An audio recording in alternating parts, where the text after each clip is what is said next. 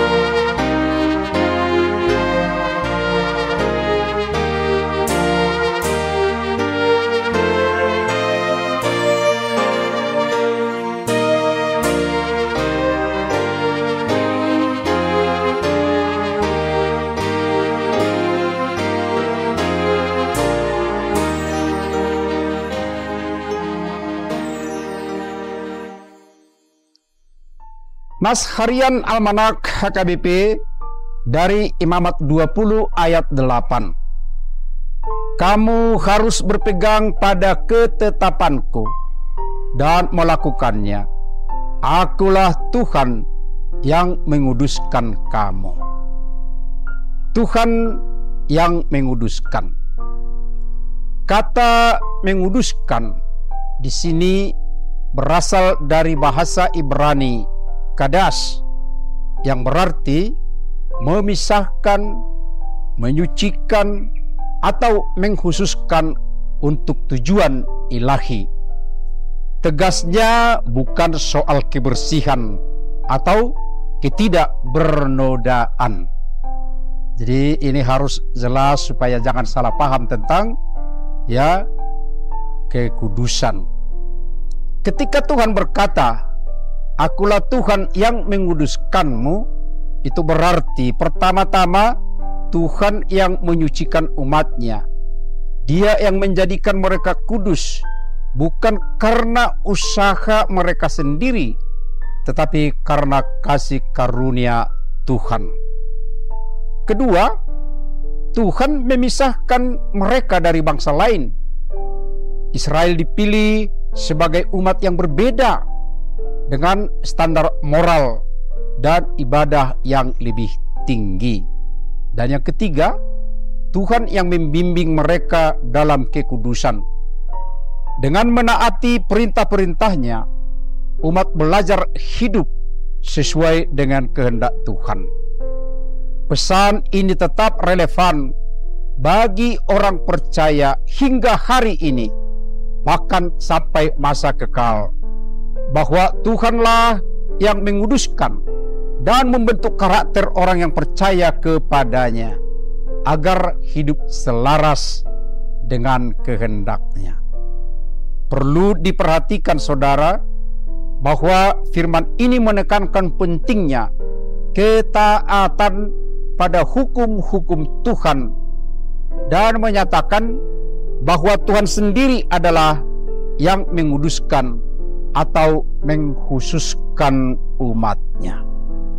Dan tentunya konsekuensi sebaliknya harus dihindari praktik dan pikiran bahwa seseorang dapat kudus oleh pemberian materi dan ritual tertentu.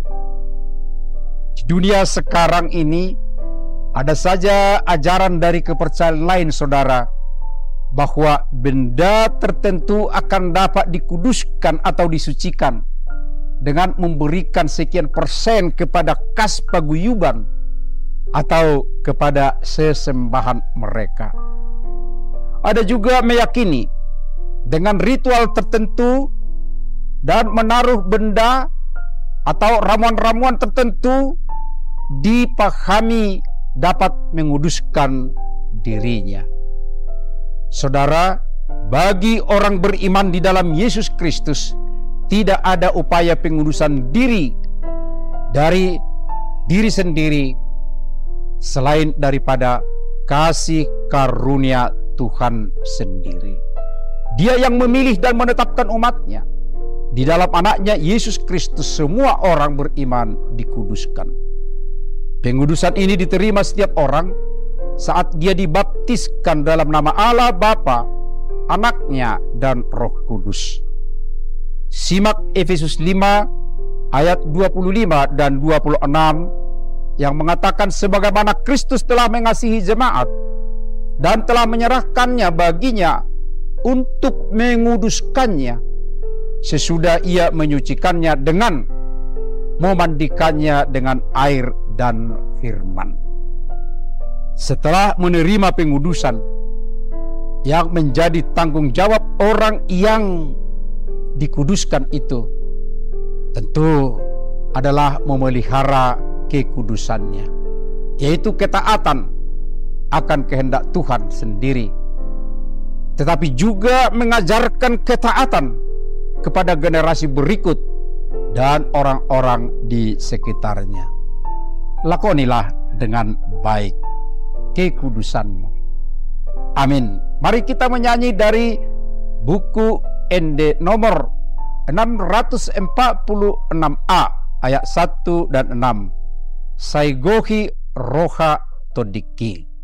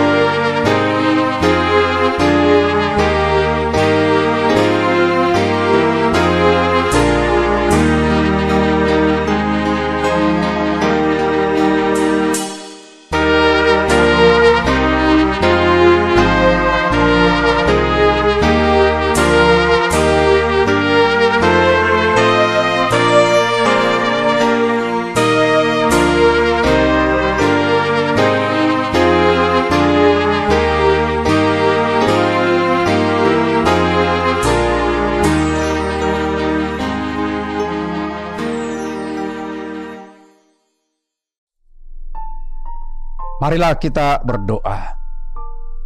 Ya Tuhan yang Maha Kudus, lindungi dan ingatkan kami agar tetap berada dalam kekudusan-Mu di tengah kehidupan kami di dunia ini. Amin. Saudara sekalian, Tuhan berkati. Horas.